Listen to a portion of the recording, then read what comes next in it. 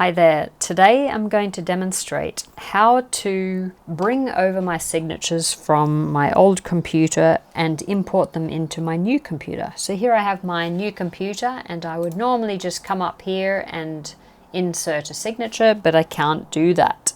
So what I'm going to do is go to my old computer, open up File Explorer, and in File Explorer I need to click up into the address bar of File Explorer and paste this link, which I'll paste into the video description of this video, and hit enter.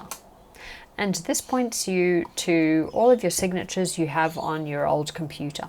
By the way, if you could please hit like and subscribe, it helps me to support everybody in creating free tutorials and it helps my business. Thank you. So we have all of our signatures here, and you basically need to copy everything that you want to bring over and store it onto a memory stick, save it onto a memory stick, or in the cloud where you can access it from the new computer.